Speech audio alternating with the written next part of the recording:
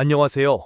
2024년 10월 15일 밤 경기도 수원의 오오 고등학교에서 고요한 밤을 찢는 듯한 섬뜩한 비명이 울려 퍼졌습니다. 비명은 학교 뒤편 오래된 물품 보관 창고에서 터져 나왔습니다. 다음 날 아침 학생 한 명의 시신이 낡은 종이박스 안에서 발견되었습니다.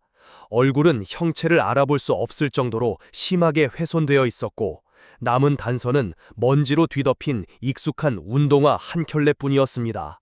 누가 이런 짓을 벌인 걸까요? 단순한 사고가 아닌 누군가의 의도된 범행이었을까요? 혹시 예상치 못한 범인이 아직 이 학교 어딘가에 숨어 있는 건 아닐까요? 곧 밝혀질 이 충격적인 사건의 진실이 여러분을 소름 돋게 만들 것입니다. 2024년 10월 16일 아침 오오 고등학교는 숨이 막힐 듯한 긴장감으로 뒤덮였습니다. 마치 보이지 않는 유령이 낡은 복도 사이를 떠도는 듯 학생들의 속삭임, 허겁지겁 뛰어가는 교사의 발걸음, 그리고 모두의 시선은 학교 뒤편 버려진 물품 창고로 집중되었습니다. 전날 밤 그 끔찍한 비명은 쏟아지는 빗속을 가르며 퍼졌고, 이제 그 공포의 비밀이 드러날 순간이 다가오고 있었습니다. 수원경찰서 강력반 팀장 박준영 경위는 단호한 표정으로 학교에 도착했습니다. 그의 날카로운 눈빛은 학교 구석구석을 매섭게 훑었습니다. 박 경위는 직감했습니다. 이 사건은 단순한 죽음이 아닌 사랑과 죄악이 뒤엉킨 교육 현장의 깊은 균열이 드러난 것임을. 수사팀은 즉시 현장을 통제하고 출입 금지선, 노란 테이프를 창고 주위에 설치했습니다. 찰칵, 찰칵, 카메라 셔터 소리가 끊임없이 울려 퍼졌죠. 반으로 끊어진 밧줄 한 가닥이 발견되었고, 일부는 체액이 묻어 있었습니다. 증거물 봉투에 신중히 담으며 박경위는 수첩에 적었습니다. 피해자는 결박당한 후 이곳에 숨겨진 것으로 보인다. 충동적인 범행이 아니다. 운동화를 바라보는 박경위의 표정이 굳어졌습니다. 이곳은 종종 학생들이 장난치러 몰래 드나들던 곳이었기에 더 섬뜩하게 느껴졌죠. 추가 수색 중 박스 한쪽 구석에서 만년필 하나가 굴러나왔습니다. 펜 몸통에는 작고 정성스러운 글씨로 린 2024라고 새겨져 있었습니다. 그 세밀한 글씨는 어쩌면 이 사건의 결정적인 단서일지 모른다는 긴장감을 불러일으켰습니다. 그 옆에는 한쪽이 부러진 은 목걸이가 발견되었습니다. 푸른 보석이 박혀 있었고 희미한 햇빛 아래서 미묘하게 반짝였습니다. 학교 경비원 김화영 씨는 당시를 떠올리며 증언했습니다. 어젯밤 9시쯤 창고 쪽에서 누군가 다투는 소리가 들렸어요. 그런데 그날 비가 너무 많이 와서 무심코 그냥 넘겼어요. 저는 학생들이 장난치는 줄만 알았죠. 김 씨의 목소리는 떨렸고 눈에는 두려움이 가득했습니다. 박경위는 얼굴을 찌푸리며 물었습니다. 그 시간에 학교에 누가 있었습니까? 그리고 왜 아무도 확인하지 않았습니까? 법의학팀은 수색 범위를 확장하며 바닥의 먼지 위에서 37 사이즈의 신발 자국을 발견했습니다. 그 발자국은 피해자가 신었던 운동화와는 잃지 않았습니다.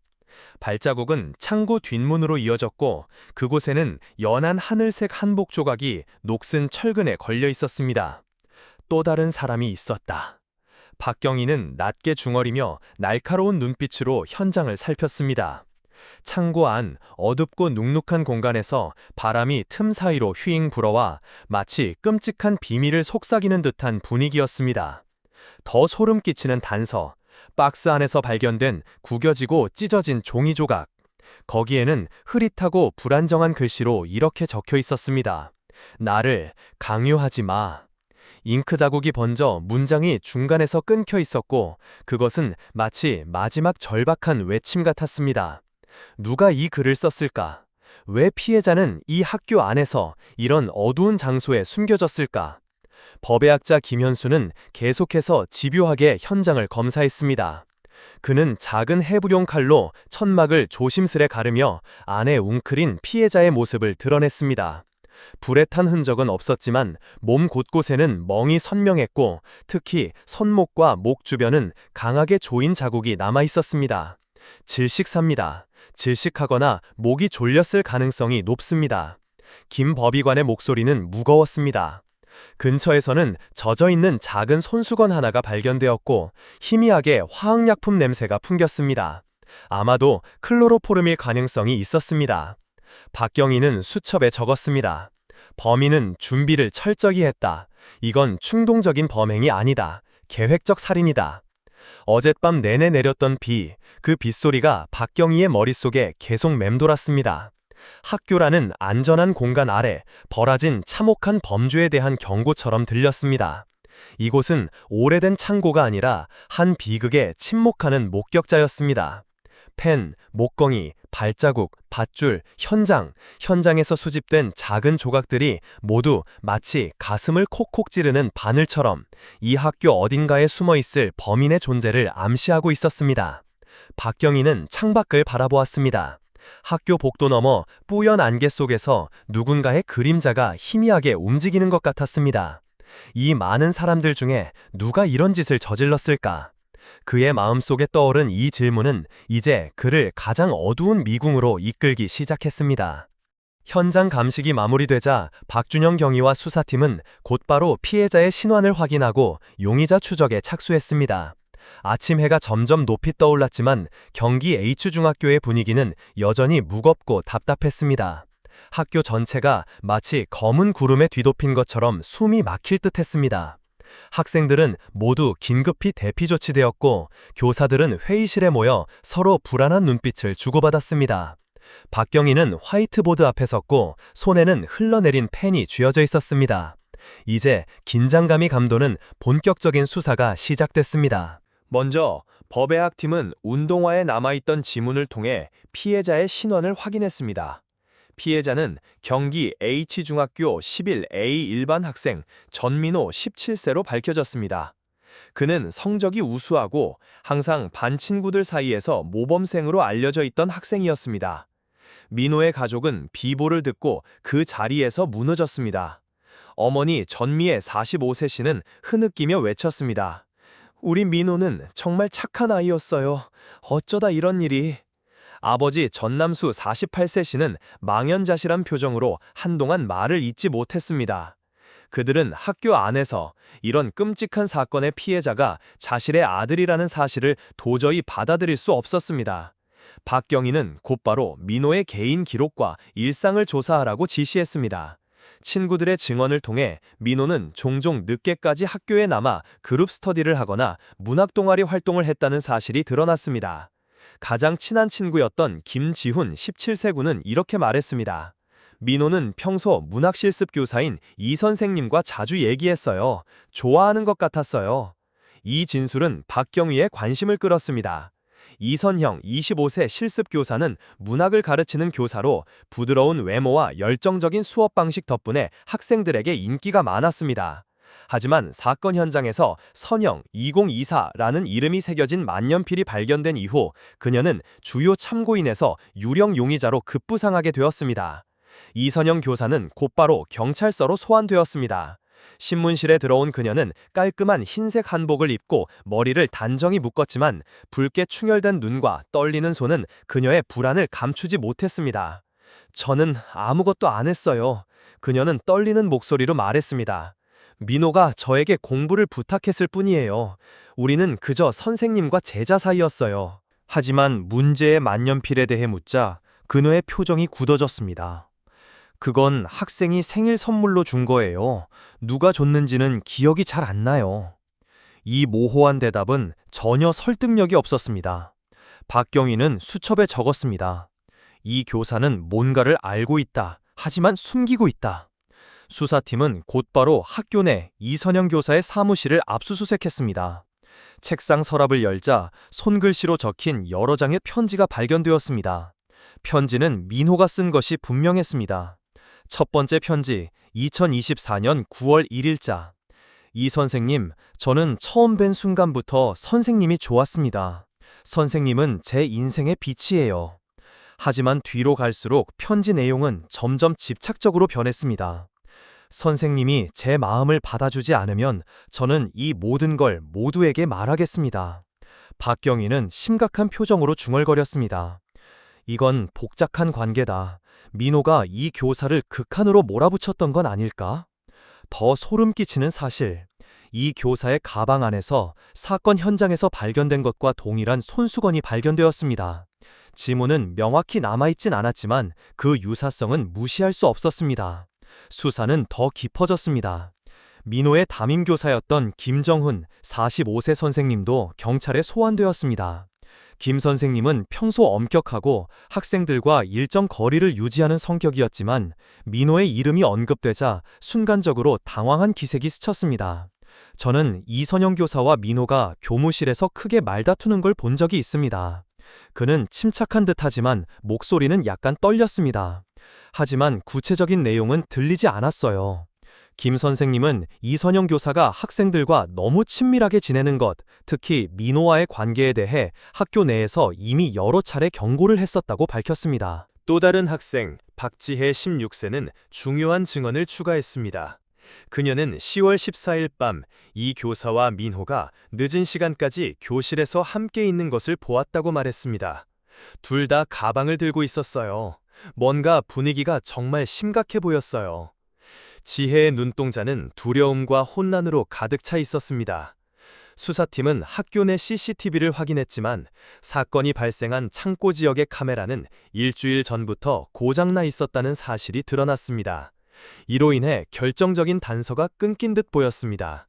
하지만 학교 정문 CCTV에서는 중요한 장면이 포착되었습니다. 사건 당일 10월 15일 밤 9시 30분경 이선영 교사가 연한 하늘색 한복을 입고 학교를 떠나는 모습이 확인되었습니다. 이 옷은 현장에서 발견된 천조각과 일치했습니다. 대질신문에서 이선영 교사는 눈물을 흘리며 말했습니다. 저는 그냥 자료를 가지러 창고에 갔을 뿐이에요. 민호는 못 봤어요. 하지만 그녀의 진술은 법의학 결과와 시간상 모순이 있었습니다. 법의학 보고서에 따르면 민호의 사망 추정 시간은 오후 9시에서 10시 사이, 즉 그녀가 학교를 떠나기 직전이었습니다. 체온과 질식 흔적들을 종합한 결론이었습니다. 그 순간 새로운 단서가 나타났습니다. 민호의 휴대폰에서 20초 길이의 짧은 음성 녹음이 발견된 것입니다. 녹음 속에서 한 여성의 목소리가 들렸습니다. 나를 그렇게 몰지 마. 안 그러면 우리 둘 다 끝장이야. 이 목소리는 이선영 교사의 목소리와 일치했습니다. 하지만 녹음은 갑자기 큰 소리와 함께 중단되어 누군가 급히 끄는 듯한 느낌을 주었습니다. 박경위는 조용히 물었습니다. 이선영 씨, 이 말을 민호에게 한 적 있습니까? 왜 그런 말을 했죠? 하지만 그녀는 대답하지 않았습니다. 눈물만 조용히 흘러내릴 뿐이었습니다. 다른 교사인 전지영 50세 씨는 이렇게 증언했습니다. 저는 예전에 민호가 이 교사에게 연애 편지를 전하는 걸 본 적 있어요. 하지만 이 교사는 아무 반응을 보이지 않았어요. 그때부터 그녀는 점점 몰리는 것처럼 보였어요. 수사의 초점은 더 이상 이선영 교사에게만 머물지 않았습니다. 김정훈 교사 역시 새로운 용의선상에 올랐습니다. 학생인 박성민 17세 군은 이렇게 진술했습니다. 15일 밤 김 선생님이 창고에서 검은색 가방을 들고 나오는 걸 봤어요. 선생님은 굉장히 긴장한 것처럼 보였어요. 하지만 김 선생님은 완강히 부인했습니다. 그날은 단순히 창고를 점검하러 간 겁니다. 아무 이상한 것도 못 봤어요. 하지만 그의 눈빛은 뭔가 숨기고 있는 듯한 불안을 드러냈습니다. 수사팀은 김 선생님의 사무실을 수색했고 옷장 안에서 갈색 얼룩이 묻은 외투를 발견했습니다. DNA 검사 결과 그 얼룩은 민호의 체액과 일치했습니다. 수사팀은 충격에 빠졌습니다. 박경위의 머릿속은 복잡해졌습니다. 이선영 교사가 금지된 감정의 압박을 느껴 민호를 죽였나? 아니면 김 교사가 이선영 교사와 얽힌 복잡한 관계 속에서 개입했나? 그때 또 다른 단서가 등장했습니다. 민호의 가방 안에서 몰래 찍은 사진 한 장이 발견되었습니다. 사진 속에는 이선영 교사와 김정훈 교사가 심하게 다투는 장면이 담겨 있었고 사진 뒤에는 이렇게 적혀 있었습니다. 이 사람들은 나에게 뭔가 숨기고 있다. 이 사진은 사건을 완전히 새로운 방향으로 이끌었습니다. 혹시 이 사건은 단순히 금지된 사랑이 아닌 복잡한 삼각관계의 결과일 수도 있는 것일까? 박경위는 수사본부에 설치된 화이트보드 앞에 서서 관계도를 다시 그렸습니다. 하지만 그가 그리는 모든 선 끝에는 더 큰 물음표만 남았습니다. 진짜 범인은 누구인가? 그리고 왜 이런 일이 벌어졌는가? 그의 마음은 점점 더 무거워졌습니다. 아직 밝혀지지 않은 비밀들이 어둠 속에서 그를 조용히 지켜보고 있는 듯 했습니다. 수사가 막다른 골목에 다다른 듯 했지만 뜻밖의 발견이 다시 한번 모두의 이목을 집중시켰다. 법의학팀이 민호의 휴대폰을 정밀 복구하던 중 삭제된 메시지 하나가 복원된 것이다. 메시지는 10월 14일 저녁 알 수 없는 번호로부터 왔다. 아무에게도 말하지 마. 그렇지 않으면 그녀가 대가를 치르게 될 거야. 이 번호는 이선영 교사도 김정은 교사도 아니었다. 조회를 통해 밝혀진 이름은 놀랍게도 정유진이었다. 정유진 30세는 5년 전 학교에서 교사와의 스캔들로 퇴학당했던 전직 학생이었다. 현재는 학교 근처의 한 카페에서 일하고 있었다. 수사팀이 그녀를 소환하자 그녀는 눈에 띄게 불안해하며 소리쳤다. 저랑은 아무 관계 없어요. 하지만 그녀의 눈빛은 자꾸 바닥을 피했다. 정유진은 민호와 친한 친구였다고 인정했다. 그리고 민호가 자신에게 이선영 교사에 대한 감정을 털어놓았다고 말했다. 민호는 그녀가 거절했는데도 포기하지 않았어요. 정유진은 민호가 이선영 교사를 괴롭히는 걸 막기 위해 위험 메시지를 보냈다고 자백했다. 저는 그녀가 저처럼 무너지지 않길 바랐어요. 정유진은 눈물을 흘리며 말했지만 그녀가 모두를 솔직히 말했는지는 여전히 의문이었다. 수사팀은 다시 창고를 샅샅이 뒤졌고 곧 낡은 책더미 밑에서 오래된 휴대폰을 발견했다. 그 휴대폰은 정유진의 것이었고 그 안에 충격적인 동영상이 저장돼 있었다. 영상 속에서 이선영 교사와 민호가 창고에서 심하게 다투고 있었다. 민호는 외쳤다. 선생님은 우리 감정을 부정할 수 없어요. 이선영 교사는 떨리는 목소리로 답했다. 너는 우리 둘 다 파괴하고 있어. 그리고 영상은 갑자기 끊겼다. 화면 구석에 또 다른 누군가의 그림자가 잠깐 비쳤다. 그 실루엣은 김정은 교사와 매우 닮아 있었다. 박경희는 중얼거렸다. 이 사건에 또 다른 사람이 얽혀 있다. 더 충격적인 전개는 이선영 교사의 교무실에서 발견된 일기장이었다. 일기장에는 고통스러운 심경이 적혀 있었다. 민호가 나를 몰아붙였다. 하지만 나는 교사로서의 도리를 저버릴 수 없었다. 김 선생님이 이 사실을 알았고 그는 나를 협박했다. 또 다른 페이지에는 이렇게 쓰여 있었다. 이 모든 게 밝혀지면 나는 더는 살 수 없을 거야. 마지막 기록은 10월 14일로 끝나 있었다. 나 어떻게 해야 할까? 박경희는 깊은 고민에 빠졌다. 이선영 교사가 직접 손을 쓴 것일까? 아니면 김정은 교사가 그녀를 대신해 움직인 것일까? 수사는 민호의 가족으로 확장되었다. 민호의 어머니 이지혜 씨는 민호가 예전에 특별히 잘 대해주는 선생님이 있다고 이야기했지만 그녀는 별다른 의심을 하지 않았다고 말했다. 민호의 아버지 이영수 씨는 더 충격적인 사실을 전했다. 어느 날 김 선생님이 집에 찾아와서 봉투 하나를 건네더군요. 문제를 조용히 처리하고 싶다고 했어요. 저는 그저 도움이 필요하다고 생각했죠. 이 말은 또 다른 가능성을 제시했다. 혹시 김정은 교사는 스캔들을 덮기 위해 돈을 건넸고 민호가 이를 거부하자 사건이 발생한 것일까? 그리고 사건의 실마리를 풀 결정적 목격자가 등장했다. 학교의 또 다른 경비원인 박승철 씨 55세는 이렇게 증언했다. 15일 밤 9하 15분쯤 창고에서 한복을 입은 여성이 나오는 걸 봤어요. 비가 많이 와서 얼굴은 잘 못 봤지만 어쩌면 이선영 교사였을지도. 하지만 여기서 수사팀을 충격에 빠뜨리는 결정적 단서가 발견됐다. 박 씨의 소지품에서 정훈이라고 새겨진 창고 열쇠가 발견된 것이다. 김정은 선생이 창고를 열고 시신을 숨긴 것일까? 아니면 이 모든 게 훨씬 더 복잡한 음모였을까? 박형희의 머릿속에는 끝없이 꼬여가는 의문들이 맴돌았다.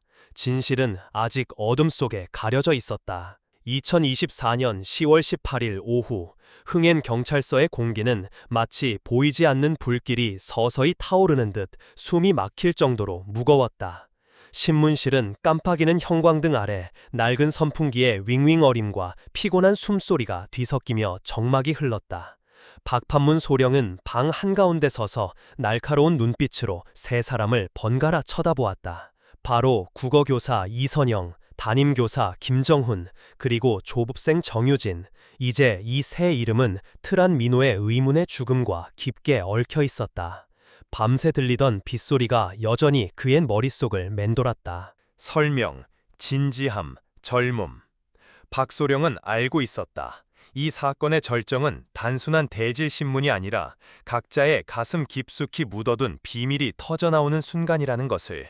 이선영 교사는 떨리는 손을 테이블 위에 얹은 채 붉어진 눈을 애써 숨기며 침착한 표정을 유지하려 했다. 저는 민호를 죽이지 않았어요. 그녀는 떨리는 목소리로 말했다. 그는 제 학생이었어요. 저는 그저 공부를 도와주고 싶었을 뿐이에요. 그러나 박소령이 린 2024라고 새겨진 만년필과 부러진 은 목걸이를 보여주자 그녀는 말없이 눈물을 흘렸다. 그건 민호가 준 선물이에요. 그녀는 조용히 고백했다. 그가 저에게 연애 편지를 썼고 제게 마음을 받아달라고 강요했어요. 거절했지만 그는 멈추지 않았어요. 소름 돋는 사실은 그녀가 10월 14일 밤 창고에서 민호를 만났다고 인정했다는 점이었다. 모든 걸 정리하려고 만났어요. 그런데 갑자기 머리가 어지러워서 이후에 기억이 없어요. 박소령은 민호의 휴대폰에서 발견된 녹음 파일을 틀었다. 날 강요하지 마. 그렇지 않으면 우리 둘 다 끝장이야.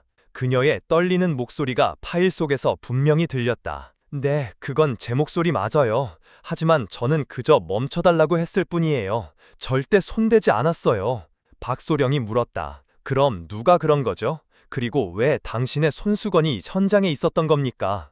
이선영 교사는 오열했다. 저도 몰라요. 아마 민호가 가지고 있었을 거예요. 그녀의 진술은 사망 추정 시간과 맞지 않았고 그녀의 회피하는 눈빛은 박소령의 의심을 더욱 키웠다. 김정훈 교사는 평소의 단호한 표정을 잃고 점점 불안해졌다. 창고 열쇠에 자신의 이름이 새겨져 있다는 사실을 추궁하자 그는 버럭 소리쳤다. 저는 아무도 죽이지 않았어요. 그 열쇠는 한 달 전에 잃어버렸고 학교에 이미 신고했어요. 그러나 박소령이 민호의 DNA가 묻은 갈색 얼룩이 있는 그의 재킷을 제시하자 그는 무너져 의자에 주저앉았다. 저는 그저 이선영 선생님을 지키고 싶었어요. 그는 떨리는 목소리로 고백했다. 민호는 저와 그녀가 예전에 관계가 있었다는 걸 알고 있었어요. 그는 이를 폭로하겠다고 협박했어요. 저는 그를 단순히 경고하려고 창고에 갔지만 아무도 없었어요. 첫 번째 반전. 그는 분노를 참지 못하고 민호를 때려서 기절시켰다고 인정했지만 저는 죽일 의도는 없었어요. 정말로. 정유진은 창백한 얼굴로 구석에 웅크리고 앉아 있었다.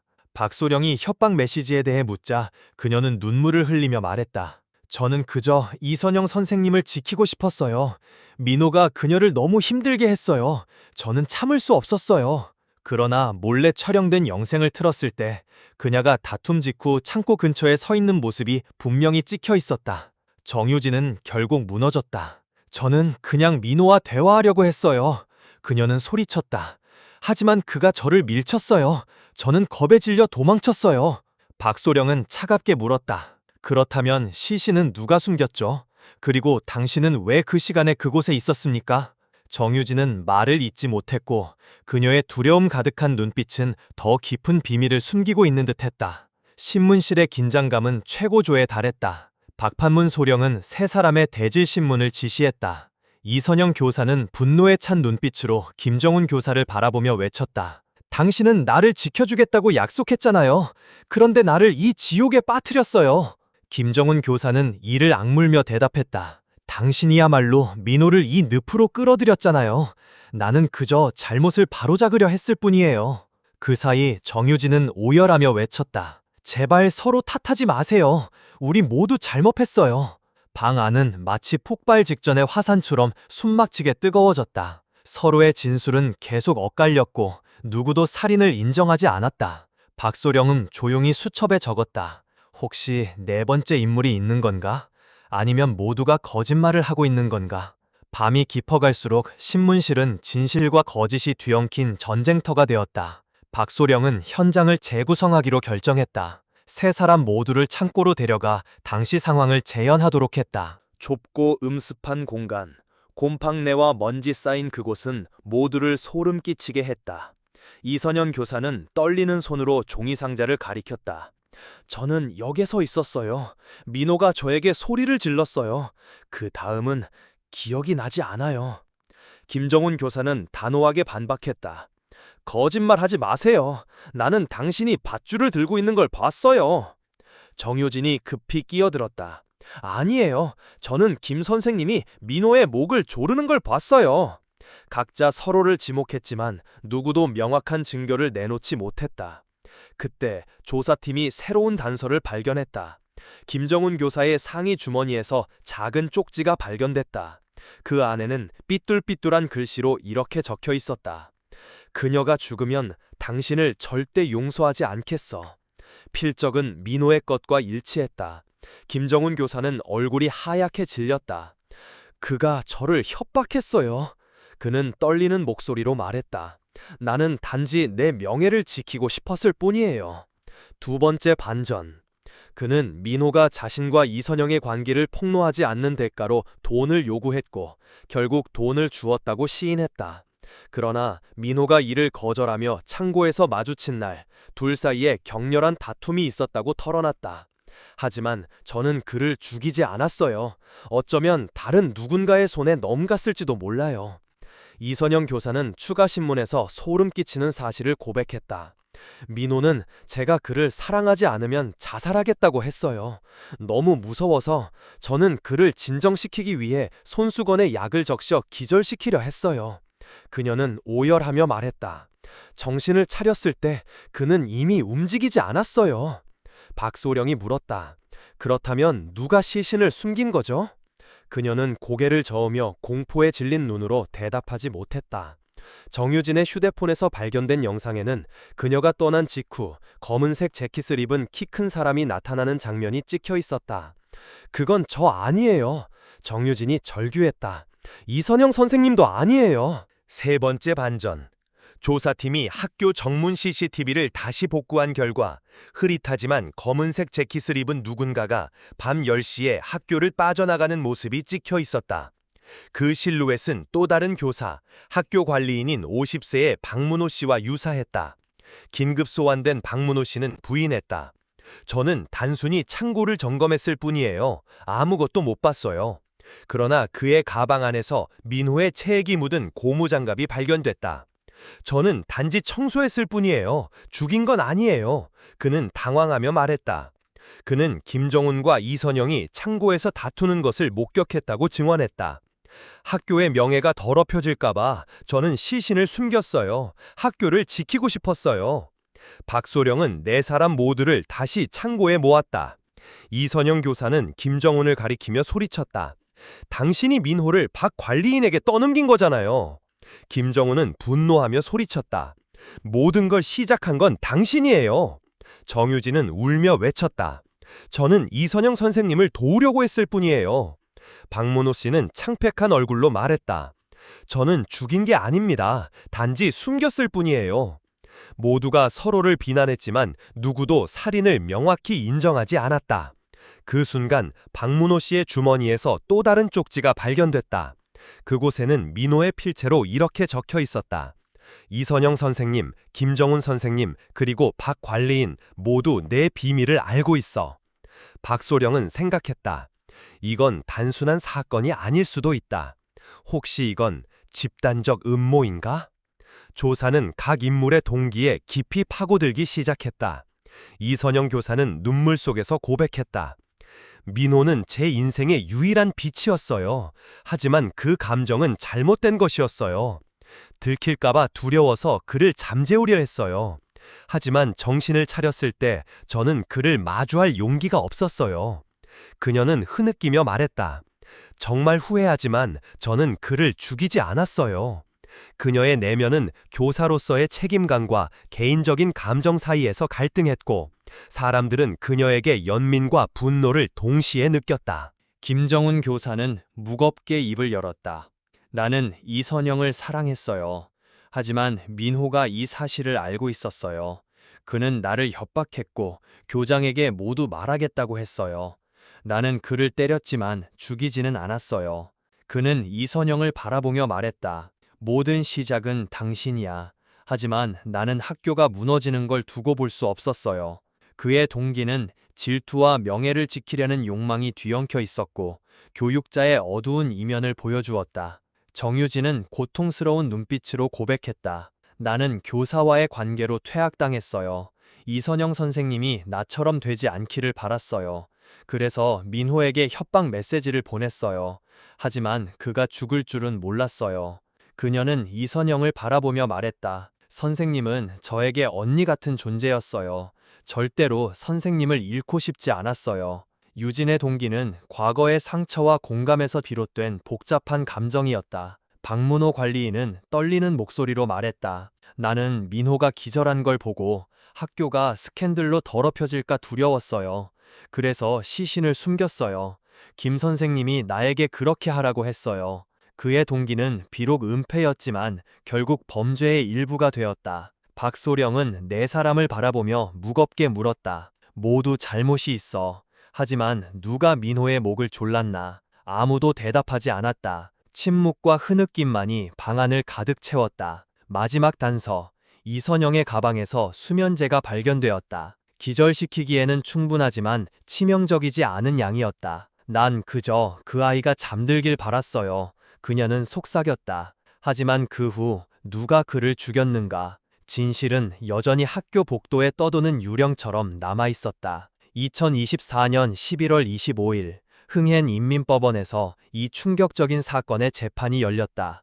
법정은 민호의 가족, 교사, 학생, 그리고 수많은 주민들로 가득 찼다. 모두의 시선은 4명의 피고인 이선영, 김정훈, 정유진, 박문호에게 향해 있었다. 박판문 소령은 법정 앞줄에 앉아 무거운 표정으로 이 모든 과정을 지켜봤다. 민호의 어머니 장미 씨의 오열이 법정의 정막을 찢었다. 우리 아이는 아무 죄도 없어요. 왜 아무도 그를 지켜주지 않았나요? 그러나 그 누구도 그녀의 물음에 답하지 못했다. 진실은 여전히 유령처럼 떠돌았다. 검사는 공소장을 읽었다. 이선영은 수면제를 사용하여 민호를 기절시키고 결과적으로 죽음에 이르게 한 혐의로 기소되었다. 김정우는 폭행 및 사건 은폐 혐의로 공범으로 기소되었다. 정유진은 협박 혐의로, 박문호는 시신 은닉 혐의로 기소되었다. 하지만 사건의 핵심, 누가 마지막으로 목을 졸랐는지는 끝내 밝혀지지 않았다. 고장난 CCTV, 희미한 지문, 엇갈린 진술들은 사건을 영원한 미궁으로 남겼다. 이선영은 흐느끼며 말했다. 나는 그저 명예를 지키고 싶었을 뿐인데 모든 걸 망쳐버렸어요. 김정우는 고개를 떨구며 말했다. 질투에 눈이 멀어 이성을 잃었어요. 정유진은 중얼거렸다. 저는 그저 선생님을 지키고 싶었어요. 박문호는 아무 말 없이 멍하니 허공을 바라봤다. 판결이 내려졌다. 이선영, 징역 12년, 김정훈, 징역 8년, 정유진, 징역 3년, 박문호, 징역 5년. 하지만 판결이 민호의 가족의 고통을 덜어주지는 못했다. 민호의 부모는 비 내리는 법정을 떠나며 떨리는 어깨로 조용히 사라졌다. 흥엔고등학교는 여전히 침묵 속에 남아 비극에 침묵한 증인이 되었다. 박소령은 마지막으로 수첩에 적었다. 이 사건은 단순한 한 학생의 죽음이 아니다. 이건 교육, 도덕, 그리고 신뢰의 붕괴다. 이 사건은 끝났지만 명확한 범인은 밝혀지지 않은 채 사람들의 마음에 깊은 상처를 남겼다. 이선영이 민호를 의도치 않게 또 다른 사람의 손에 넘긴 걸까? 김정우는 자신의 행동을 은폐한 것일까? 아니면 박문호가 혼란 속에서 학교의 명예를 지키기 위해 민호의 목을 졸랐던 걸까? 이 질문들은 사람들의 마음을 날카롭게 찌르는 바늘처럼 남았고 누구도 쉽게 벗어날 수 없었다. 이 사건은 단순한 살인 사건이 아니라 사랑과 책임의 경계에 대한 경고였다. 교사와 학생 간의 금지된 감정, 그것이 통제되지 않으면 결국 두 사람 모두를 파괴하고 돌이킬 수 없는 비극을 남긴다. 잠시 우리 자신을 돌아보자. 혹시 당신도 감정에 이끌려 이성을 잃고 있진 않은가? 혹시 당신도 자녀, 학생, 동료를 삶의 무게 속에서 외면하고 있진 않은가? 가정은 치유의 공간이지만 관심이 부족하면 그곳은 비극의 시작이 될 수 있다. 도덕과 법은 누구도 넘을 수 없는 붉은 선이다. 민호는 영원히 떠났지만 그의 죽음은 우리 모두에게 울리는 경종이다. 경계를 소중히 여기고 서로의 목소리에 귀를 기울이며 책임감을 갖고 살아가야 한다. 지금 행동하지 않는다면 다음 피해자는 당신일 수도 있다. 이 비밀은 흥엔의 가슴에 깊은 흉터로 남아 영원히 인간의 소중함을 상기시킬 것이다.